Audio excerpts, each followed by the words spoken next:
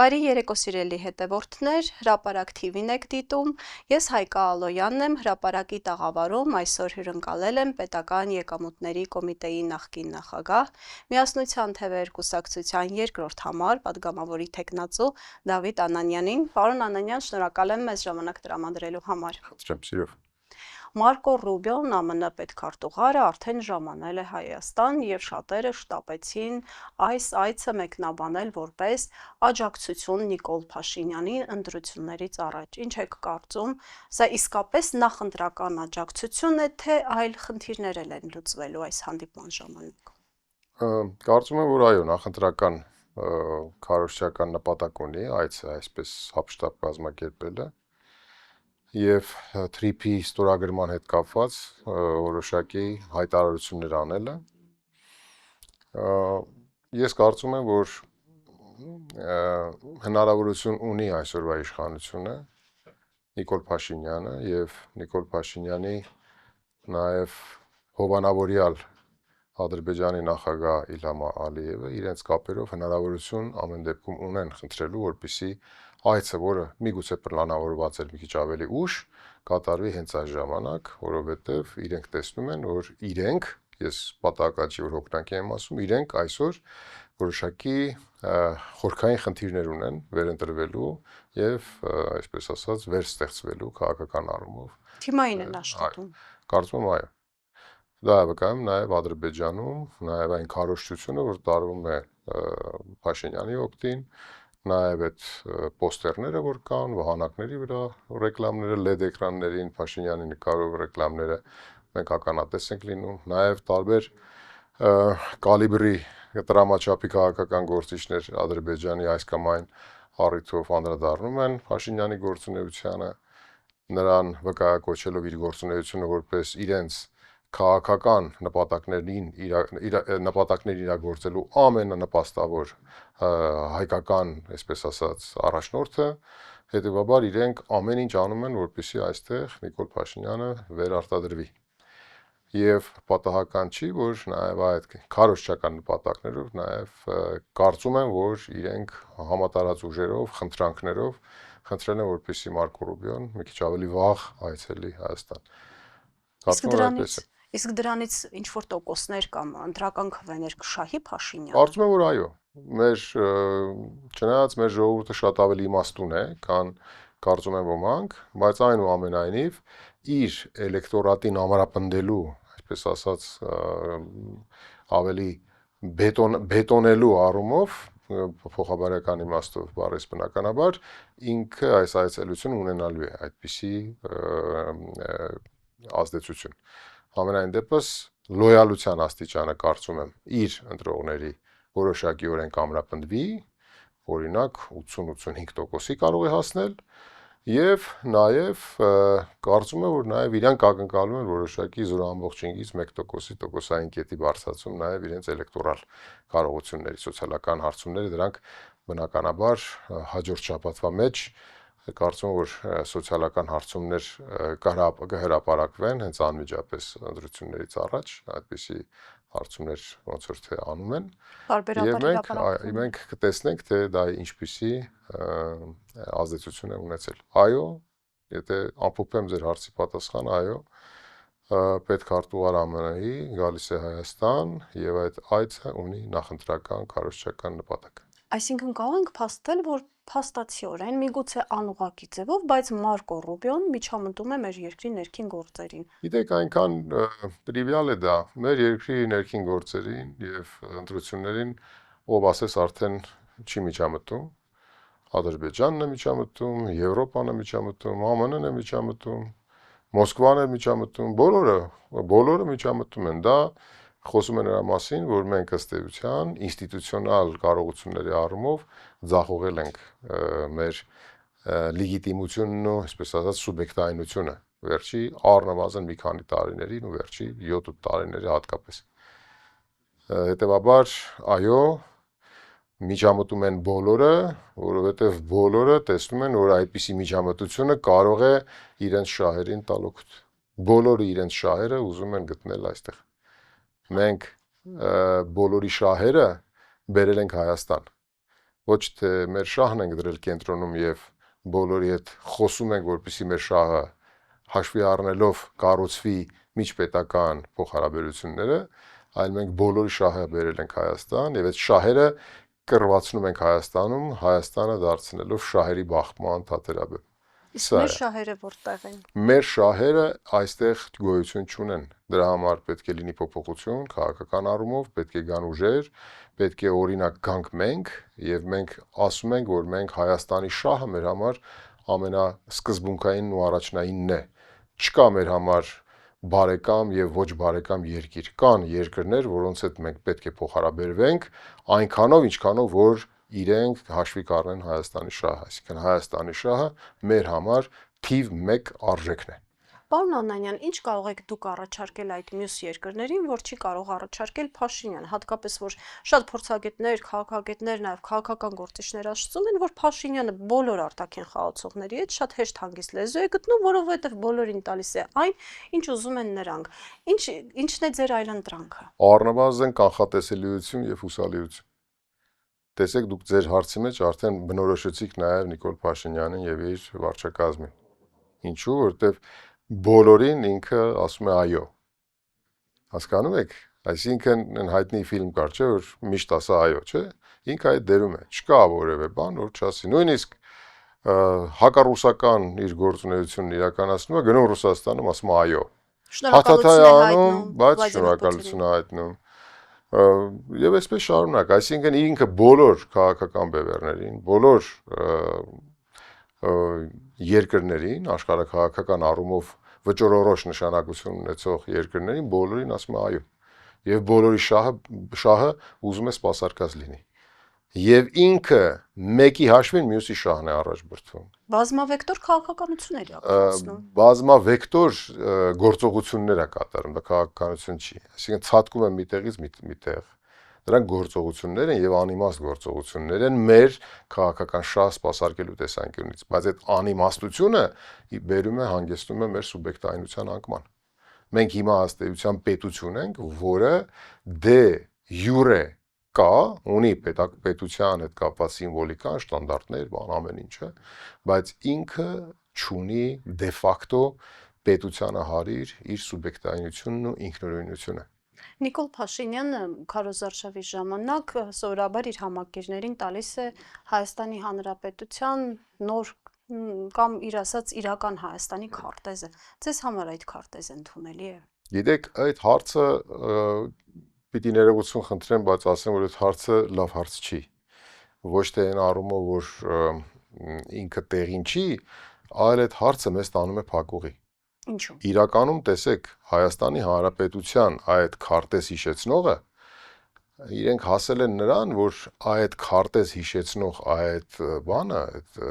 պիտակը կամ մակետը բոլորիս աչքի գրողն է դառնում։ Մենք սկսում ենք Հայաստանի մակետի հիշեցնող այդ կրծքանշանին նայել ավելի վատ աչքերով։ Հետևաբար տեսեք, որ դուք ասում եք, ի՞նչ է ձեզ համար, Հայաստանը իմ համար իմ հայրենիքն է։ Եվ այդ մակետը, որ ես օրինակ տեսնում էի քարտեզ եւ կողքը ունենում էի նաեւ Արցախի հանրապետությունը, ու Հայաստանը մենք հենց պատկերացնում ենք Արցախի հետ։ Այո, ես ամբողջական պատկեր էի տեսնում, բայց իմ մտքում իմ հայրենիքի նկատմամբ, կենսատարածքի նկատմամբ իմ պատկերացումները այլ են։ Դրանք չեն սահմանափակվում։ Հայաստանի պարտադրումն է։ Գիտեք, ես երբեք չեմ կարող ասել, որ Հայաստանը 31 քառակուսի է, 31000 քառակուսի է, թե 29700 քանի։ Չեմ կարող ասել, որովհետև իմ համար Հայաստանը դա իմ հայրենիքն է, որի վերաբերյալ ինքը այն կենսատարածքն է իմ համար հայրենիքը, որի վերաբերյալ իմ պատկերացումները ստեղ են, դա քառակուսի կիլոմետրով չի չափվում։ Բայց դա նաև ամրագրված է միջազգային իրավունքով։ Այո, բայց մենք ոչ թե պետք է գովերքենք այն, ինչ ունենք եւ դա համարենք որպես փրկում ենք այն, ինչ որ միջազգային եսի ինչով հաստատված է։ Նկատի ունեմ 31000-ը։ Այո, բայց ինչու ոչ 300,000-ը կամ 60,000-ը։ Դե դրան պետք է հասնել, այո։ Հետևաբար տեսեք, եթե մենք ուզում ենք ունենանք ապագա, մենք պետք է ունենանք ծրագրեր։ Նաև ազգային երազանք, ինչպես հասկացա։ Իհարկե, հենց այդ ազգային երազանք ծրագրերը ես ուզում եի ասել, որ դրանք պետք է լինեն մի քանի 100 տարի առաջ մղվող։ Օրինակ մենք պետք է օրինակ վերցնենք մեր հարևան Իրանից։ ինքը իր ապագան կանխատեսում կամ գծում է առաջիկա մի քանի 100 տարիների համար։ Մեր ողողերիմ հարևան Թուրքիան, որը մինչ այսօր 100 տարի առաջ կամ ավել կազմված սրագրով է Հետևաբար տեսեք, կաղապարվել նրանում ասել իրական Հայաստան եւ 29743 սա է եւ վերջ, այդ նշանակում է, որ դու չունես երազանք, դու ընդհանրապես չունես ազգային, այսպես ասած, գաղափարախոսություն,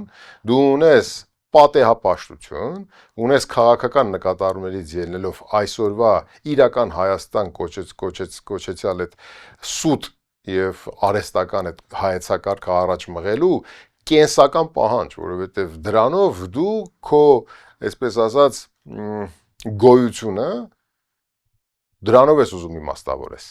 Դա սարքել ես քո համար ինչ որ մի հատ բան, դրոշակ, մի հատ պլակատ, ասենց ասած, չէ, դրոշ, եւ դրանով ուզում ես քողարկես քո ապազգային գործունեությունը։ Դա է իմ համար, այն ինչ որ իրենք հիմա կպցնում են, բայց դա իմ համար եւս հարազատ է, այդ ուրվագիծը իմ համար հարազատ է։ Որովհետև դա մեր հայրենիքի մի մասն է։ Այո, շատ լավ ձևակերպեցիք։ Դա իմ հայրենիքի մի մասն է, բայց իրենք այնքան էլ ապականել այդ կրծքանշանով ինչ որ տարածելու հետ իրենց այդ մոլուցքը, որ ժողովրդի մոտ գարշանք առաջացել հենց դրա նկատմամբ։ Իրենք ժողովրդի մոտ Հայաստանի Հանրապետության փոքրիկ մակետի նկատմամբ առաջացրել են գարշանք։ Շատ վատ բան են անում իրենք։ Իսկ ինչ է կարծում, դա պատահական է արվում, թե սա եւս լավ մտածված մի քայլ է։ Գիտեք, իրական Հայաստանի հայեցակարգը առաջ մղելու տեսանկյունից PR ակցիաներ, որպես ասենք, PR-ի այդ գործընթացի շրջանակներում դրանք լավ բացատրվում են, ինչ որ իրենք անում են։ Իրենք ունեն, այո, քաղտեխնոլոգներ ունեն, այո, իրենք ունեն գրագետ, խելացի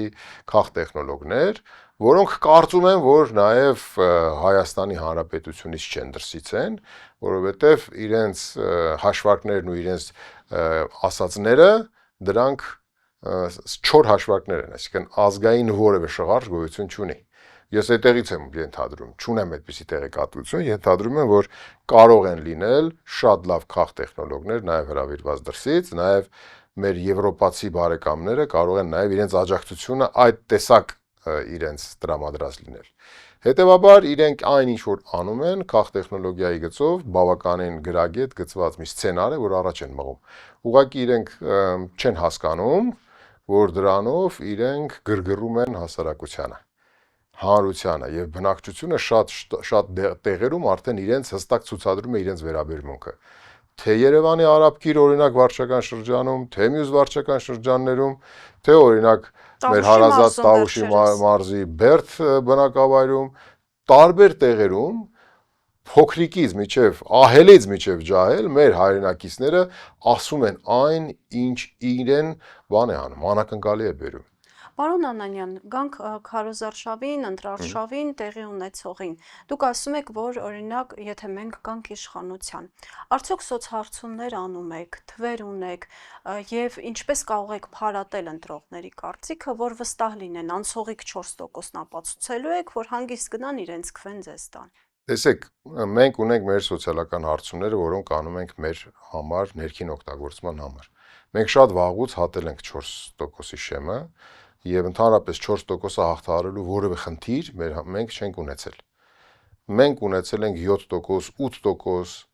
այդպիսի տոկոսներ, հետո իջել է որոշակի օբյեկտիվ սուբյեկտիվ պատճառներից, մենք պատճառներով պայմանավորված, մենք մոտորապես հիմա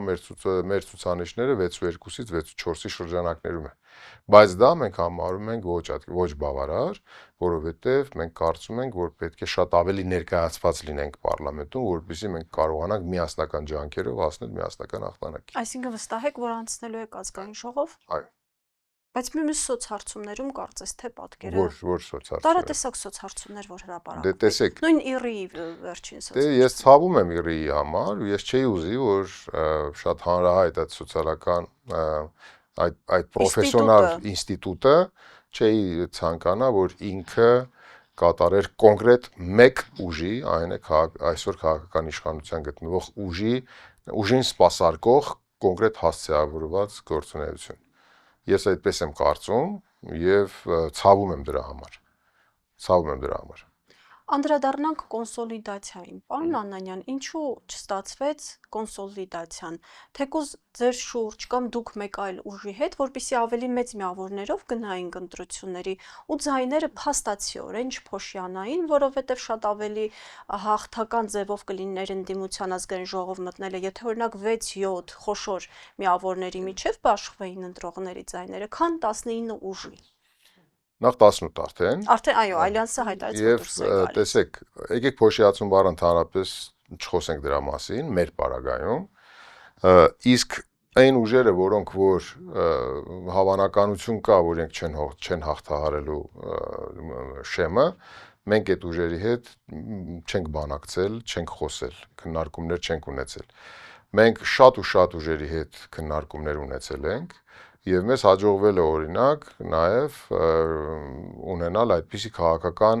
գործընկեր, որի հետ մենք այո հիմա միավորված գնում ենք։ Մենք տեսեք, միասնության թևերը ինքը քաղաքական նախաձեռնություն էր, որի սկզբանե ձևավորվել էր դաշինքային տրամաբանությամբ եւ պետք է քաղաքական ուժեր միավորվեին։ Առաջի քաղաքական միավորը, որ մենք համագործակցության ուշագիր ստորագրեցինք, Շան Դաշինք ազգայնական կուսակցությունն է Շահեն Հարությունյանի գլխավորությամբ, մենք, այսինքն երկու կուսակցություն ըստ էության հիմա միավորվել են, բայց մեկ ընտրակացուցակով են գնում, որովհետև մենք համարեցինք, որ արկածախնդրությունը 8%-ի հաղթահարումը դարձնել որպես շատ այսպես ինչ որտեղ նաև իրագործելիության տեսանկյունից ինչ որ մարտահրավերային։ Հետևաբար մենք պայմանավորվեցինք մեր գործընկերների հետ, կազմեցինք մեր միասնական ցուցակը եւ միասնության թվեր կուսակցությամբ ենք գնում այդ ընտրություններին, արդեն մտքով ունենալով, որ 4%-ը հաղթահարելու հետ կապված մենք մեր բոլոր բաները արդեն հասցրել ենք իր տրամաբանական ավարտին։ Մենք հիմա ամրապնդում ենք այն ինչ որ մենք ունենք, մենք աշխատում ենք ուժեղացնելու, մեծացնելու եւ առավոտից իրիկու մենք բակային հանդիպումները, մեր քայլերթները եւ Հայաստանի Հանրապետության մեր բոլոր մարզերում, Երևանի մայրաքաղաքում ամենօրյա մեր գործունեությունը շփումը մեր հայրենակիցների հետ մեզ տալիս է այդպիսի վստահություն, որ մենք նախորյակին լռության օրը, որից առաջ ամսի 5-ի երեկոյան, երբ որ մենք ամփոփենք մեր տվյալները, ունենալու ենք շատ ավելի ամրապնդող հույս տվող այսպես պատկեր։ Այսինքն քարոզարշավում ոչ մի փոփոխություն լինելու է, չէ, լինելու ավելի հաճախականությունը եւ այցելությունների նկատի ունեմ կոնսոլիդացիայի մասով։ Կոնսոլիդացիա դե արդեն հնարավորություն չկա։ Երկու օր չունեք մինչև մայիսի 28-ը։ Չէ, մենք չունենք, 2 օրը նշանակում է ինքնաբացարկներ է, էլի, մենք ինքնաբացարկ տալու որևէ բան չունենք։ Մենք այսօր էլ միավորվելու որևէ իրավական բան չկա։ Մենք դա պետք է անենք մինչև ապրիլի 23-ը։ Ապրիլի 23-ից հետո նման արդեն իրավական հնարավորություն չկա։ Մենք իհարկե քննարկել ենք, ունեցել ենք մեր գործընկերների հետ քննարկումներ, նույն Հայաքվեի հետ ենք ունեցել, տարբեր կուսակցությունների հետ ունեցել ենք, բայց հիմա մենք նաև ուրախ ենք, որ այդ կուսակցությունները, նաև Հայաքվեն, իրենք ընդգրկված են ըստ էության նաև ընտրարշավում այլ քաղաքական ուժի հետ միասին։ Շատ ուրախ ենք, որ իրենք առանձին չեն գնացել ընտրությունների, որովհետև այդտեղ դուք կարող եք մեզ մեղադրել չհամախմբելու եւ ըստ էության փոշիացնելու նրանց ձայները։ Իրենք շատ լավ գիտակցելով այդ ամեն ինչը միացել են այլ քաղաքական բևեռի, որը որ նորմալ է։ Քաղաքականություն է, լինում են բանակցություններ, բանակցությունների արդյունքում լինում են պայմանավորվածություններ, լինում են նաեւ այնպես, որ շատ ինչպես օրինակ Հայաքվեի պարագայում եղավ շատ քաղաքակիրթ ձևով լինելով նույն գաղափարախոսության շրջանակներում մենք ուղղակի ազդարարեցինք հանրությանը, որ զուգահեռաբար գնում ենք նույն բանով, բայց արդեն ոչ իրար հետ։ Դա նորմալ էր։ Իսկ ինչ եք կարծում, մինչև մայիսի 28-ը կլինեն այլ կուսակցություններ եւս, որ կարող են ինքնաբացարկ հայտնել, օրինակ ոնց որ Ալյանսը։ Գիտեք, այդպիսի գնահատականներ կան եւ կան ուժեր, որոնք որ ունեն նաեւ քաղաքական անցած ճանապարհ։ Քաղաքական անցած ճանապարհ ունեն ու իրենք կարծում եմ մինչև ամսի 28-ը կգնահատեն եւ հնարավոր է որ այդպիսի բաներ լինեն։ Իսկ դուք այդպիսի ուղերձով օրինակ հանդես կգայիք, նման խորհուրդ կտայիք այդպիսի ուժերի, որոնք բոլորի համար, հա, տեսանելի է, որ չեն հաղթահարում։ Մենք դա պարբերաբար ասում ենք, որ հարգելի գործընկերներ, եկեք բոլորս գնահատենք մեր ուժերը եւ հետևություններ անենք։ Եվ ունենք նախնական նաև պայմանավորվածություններ որոշ ուժերի հետ, որոնց հետ աշխատել ենք, որոնց հետ միավորում չի ստացվել, բայց եկել ենք այն պայմանավորվածության, որ իրենք վերջի պահին կգնահատեն իրենց շանսերը եւ իրենք խոստացել են, որ գնահատեն իրենց շանսերը եւ եթե տեսնեն, որ ոչ է հասնելու վտանգ կա, իրենք համապատասխան որոշումներ կայացնեն։ Սպասենք։ Կարևորը ամբիցիաները չհաղթեն իրականությանը։ Գիտեք, ամբիցիաները շատ դեպքերում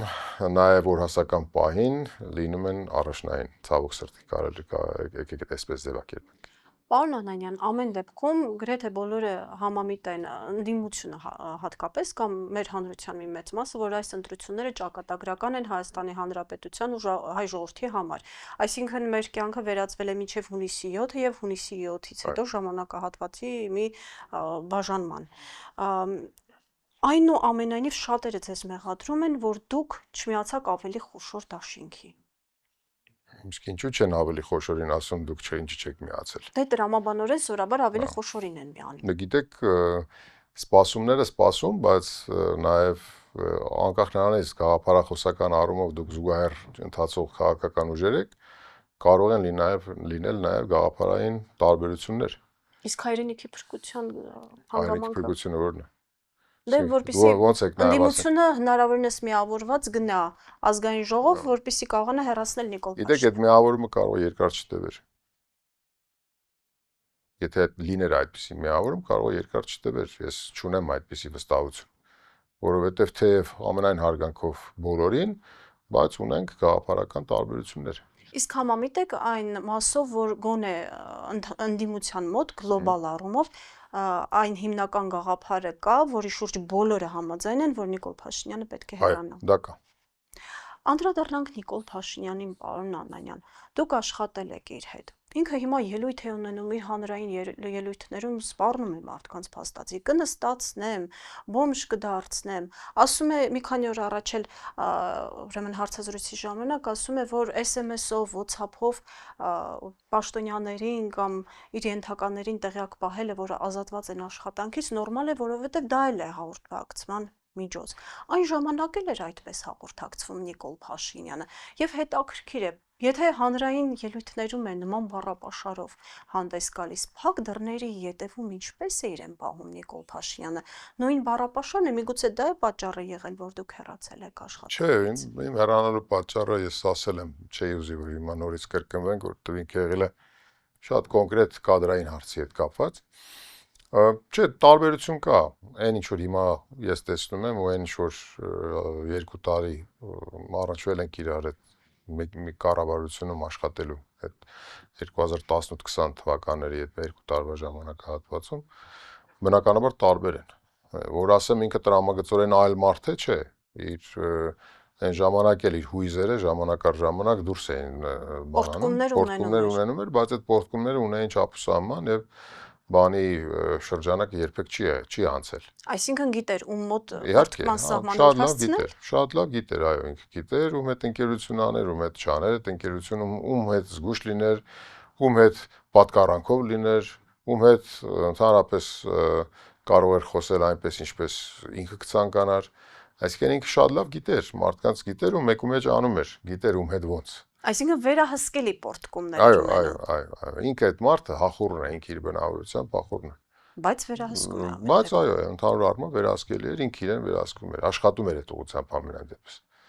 Եվ այն ժամանակ բնականաբար նաև մթնոլորտն էր այլ, մի քիչ նաև հանրային այդ բարձր վստահությունը, որ ինքը ուներ ամենայն դեպս այդ տարիներին 18-20 թվականներին, ամենայն դեպս միջև կովիդի ժամանակահատվածը առնվազն այդ վստահության բարձր մակարդակը որ կար, ինքը իհարկե աստիճանաբար անկում էր ապրում, բայց կար։ Այսինքն ավելի ինքնավստահ էր, ավելի խաղաղ էր։ Իհարկե, որովհետև նա կարող էր գալ օրինակ այցելության ՊԵԿ աշխատակազմի, հետո ասենք որոշեր, որ ՊԵԿ-ից քայլելով գնում է ժողովրդի հետ խոսալով գնում է կառավարություն, ես էլ ասենք ուղեկցում եմ իրեն։ Այսինքն դա տարբերություն կա, երբ որ ինքը ազատ շրջում է ժողովրդի հետ խոսում է ժողովրդի սերն ավայելում, ինքը այդ պահանջն էլ ուներ։ Ասենք մեկ որ կաբինետում երկար էր անցկացնում, մեկ էլ որոշում էր, որ դուրս գա ժողովրդի հետ մի քիչ շփվի, խանութ մտնի, խոսա։ Այն ժամանակվա Նիկոլը այս ժամանակվա Նիկոլից տարբերվում է, որովհետև այն ժամանակ ինքը ժողովրդի հետ շփվում էր էներգիա էր ստանում, հիմա ինքը ժողովրդի հետ շփվելու բան չունի, ռեզոն չունի։ Հիմա ինքը ստիպողաբար շփվում է, որովհետև ինքը վեր ընտրվելու այդպիսի կենսական բան ունի, պահանջ ունի։ Հիմա ինքը դրա համար է շփվում։ Եվ այդ պորտկումները ինքը չի կարողանում տիրապետի, որովհետև ինքը չի ստանում այն, ինչ որ ինքը ակնկալում է։ Իրեն թվում է, որ ժողովուրդը պետք է շնորհակալ լինի իրեն, թե ինչի համար չգիտեմ։ Ինքը իրեն թվում է, որ ժողովրդի հիշողությունը պետք է կարճ լինի, հա, ինչ անենք, պատերազմեր պարտվեցինք, 4-5 հազար զոհ տվեցինք, ինչ անենք։ Իրեն կարելի է սխալվել։ Հա, այսինքն հա, ներողություն ենք խնդրում։ Ես իմ ժողովրդից ներողություն եմ խնդրում եւ հետո ասենք բանա 21 թվականին ու նախընտրական ծրագիր իրագործել ես, որ հիմա էլ 26 թվականին ուզում ես ժողովրդի քվեն մուրաս։ Դե լրիվ հակառակը եղավ։ Ես սա ինչի եմ ասում ձեր հարցի պատասխանը, այո, տրամագծորեն հակառակ են իրենք այսօրվա իրենց վարքագծի առումով, բայց որպես մարդ նույն մարդն է։ Այսինքն նույն Նիկոլ Փաշինյանը առաջ եւ հիմա ժողովրդի հետ շփումները ինքը պարտադրված է անում ու ժողովրդին ոնց է վերաբերվում։ Սիրում է այս ժողովրդի, որ ասում է ես սիրում եմ ձեզ, սիրում եմ։ Ոչ, չի սիրում։ Ասեմ ավելին, ինքը մարդու կյանքը իր համար զրո արժեք։